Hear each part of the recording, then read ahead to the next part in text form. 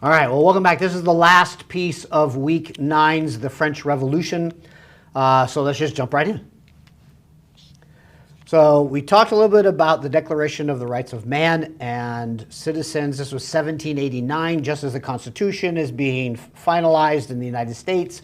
We have the France sort of jumping on that bandwagon and saying we want our freedom, our independence also. What we like the idea of the idea that all men are created equal. We want the others, that third estate that made up the vast majority of the population. We want our voice to be heard. We want to be able to influence and protect our own interests, our own futures. The king, he can do his part. He can do his, general welfare, the kingdom welfare, but we want to have a voice in making sure that we are not stumpled. We're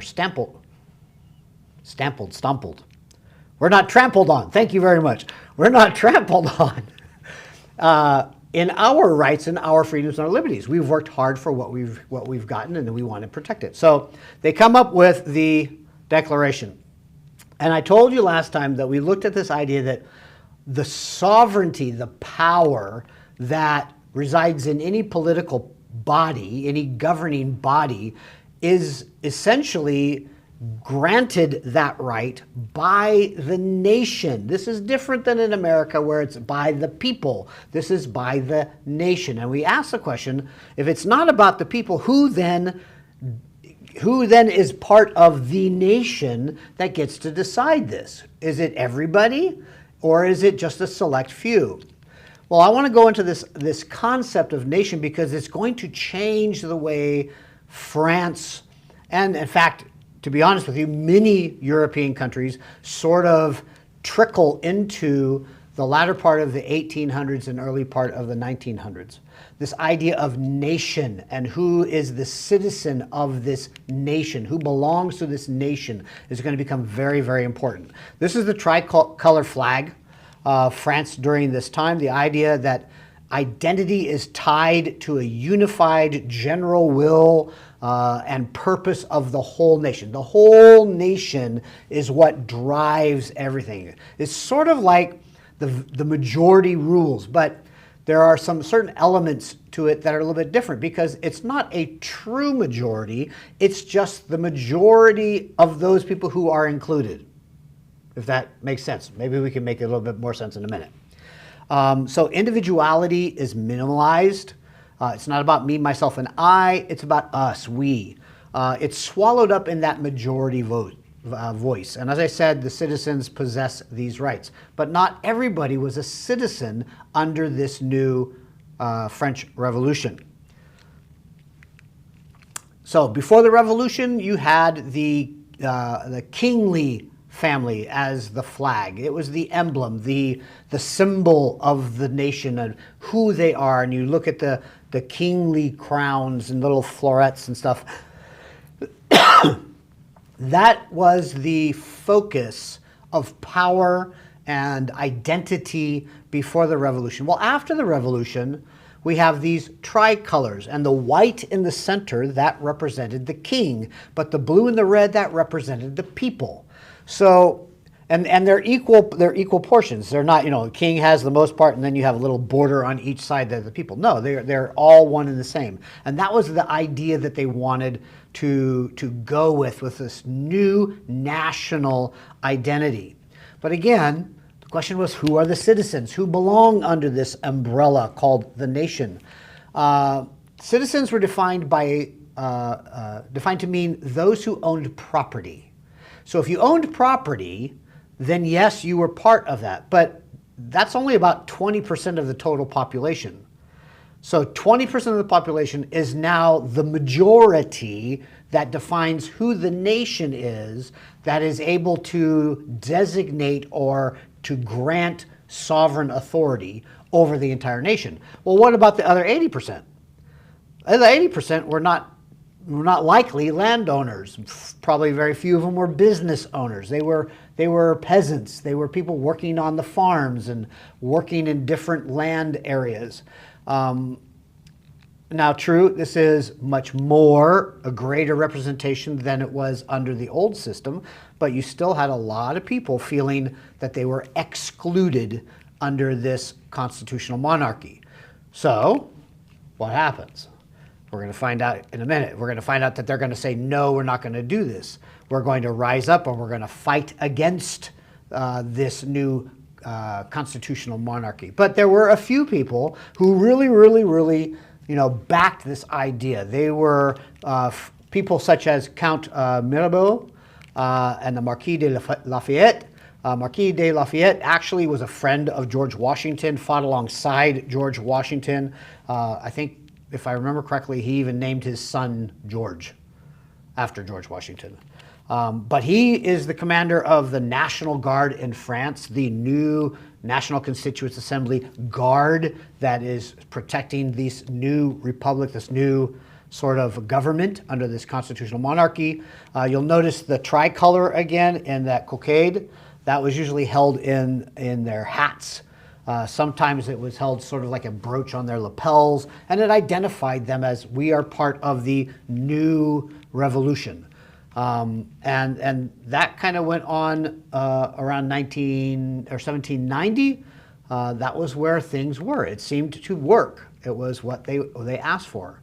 Sadly, it didn't last very long because, again, you're only dealing with 20%. What about the other 80% that are still waiting for their voice? They're waiting for their help, their support, their liberty, their ability to protect life and their property. Well, they don't have this. So in August 1792, the people rise up again, and you have a second revolution. And this is why I said, let's roll up our sleeves, because it's going to get messy. This one gets really bloody. And why? Why does this go down? What is the specifics here? Well, because again, you got the situation. What's the situation that's sparking this set of decisions to rise up a second time? Well, there are financial choices. One is that there's a decision to switch from from gold and silver to paper money.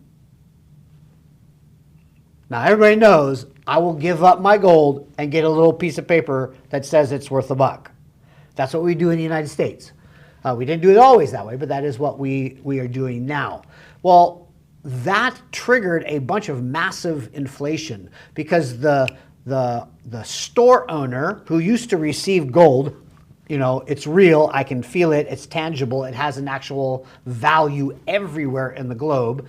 And now I have this piece of paper that says this is money. Let's pretend this is money. It's kind of like somebody handing you a bunch of Monopoly money and saying, give me your bank account.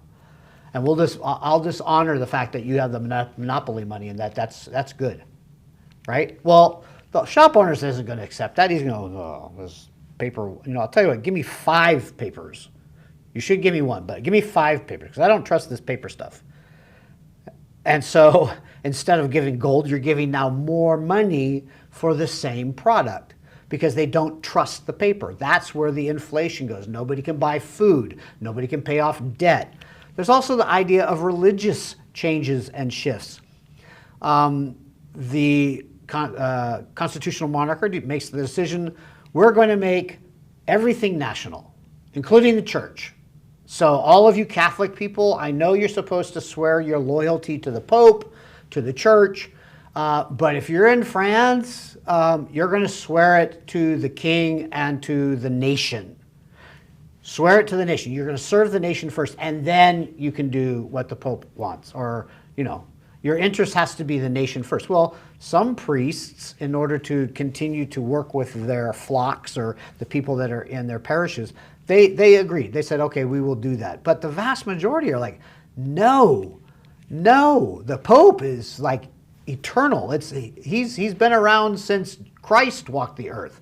So to go against those traditions really hit at the heart of the people, and it was troubling. You're talking about eternal salvation and whether or not you're going to go to hell or not.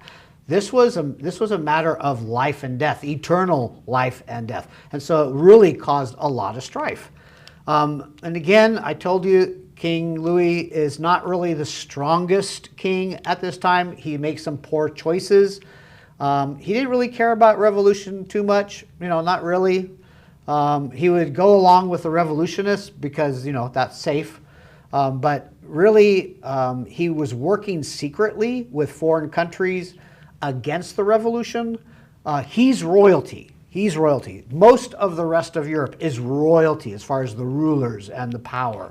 So he's actually sending nobility out of France to go live in other parts of the world so that they can keep their nobility. And when they're leaving their treasures and things like that, and it's causing like the economies to crash in France. So they're also leaving to join foreign forces because the foreign countries who are king heavy, absolute monarchy heavy, they're not liking this new revolutionary stuff, this new idea stuff. They don't want it to kind of filter into their countries. That means that they'll lose their power. So they're actually coming down to attack the French and to put the revolutionists in their place, so to speak. So there's a lot of these wars that are going on. There's fighting going on. There's civil unrest. People are still starving. Life is not good. So you have in 1792 the rising of the sans-culottes. Culottes. My French is not good. I have never taken French. So sans-culottes. It literally means without silks. So if you look at the King Louis on the right-hand side there, he's wearing like the half breeches, the half pants that kind of go to your knees, and then you have silk stockings underneath that. It was the sign of the times. That was what the rich did back in those days. That's how they dressed. The sans-culottes, they were those excluded others, that 80% that didn't fit into the higher 20% of the others. These were still the misrepresented ones. And they, if you look at the picture there, they wore regular trousers. These were your average Joe Blow guys. These were normal, ordinary people. And the working class, the lower class, that was who rose up. And so you have this rising up again, 1792, of another revolution. Well, this revolution goes against the constitutional monarchy, goes against King Louis, goes against his lovely wife, Marie Antoinette, and Lady Guillotine is brought in, this big, off with her heads. And see, King's gone, and Marie Antoinette's gone, and that begins a whole new French Republic this time. Not a constitutional monarchy, not just any ordinary rebellion. Now we're into the first French Republic. And that's where next week is going to begin, is with this yet again, another mess and bloody civil war. So, with that, I leave you till next week. Please take notes, get the highlights, make sure you have them and you know them, and we will see you in class. Bye.